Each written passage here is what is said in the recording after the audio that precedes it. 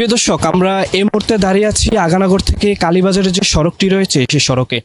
গত ৫ থেকে ৮ বছর ধরে সড়কের সংস্করণ কাজ শুরু না হয় চরম বিপাকে পড়েছেন স্থানীয়রা। এই সড়কে শুধু এই স্থানীয়রা নয়, আশেপাশের ৮ থেকে ১০টি গ্রামের বাসিন্দারা প্রতিদিন যাতায়াত করে বিভিন্ন পেশাজীবী মানুষ, ব্যবসায়ী এবং স্কুল কলেজের শিক্ষার্থীরা।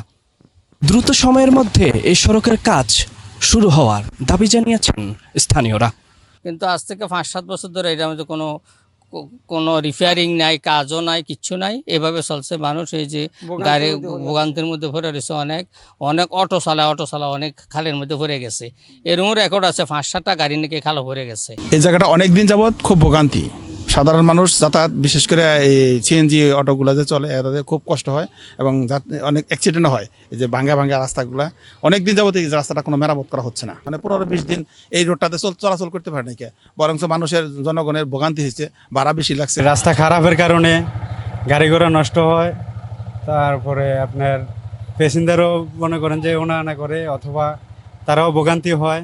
যেমন একটা ইমার্জেন্সি হাসপাতাল লইয়া একটা রুগী পথ দিলেও অনেক টাইম লাগে। প্রতিনিয়ত মনে করেন গাড়ি অ্যাক্সিডেন্ট করে এই রোডে, প্রতিনিয়ত।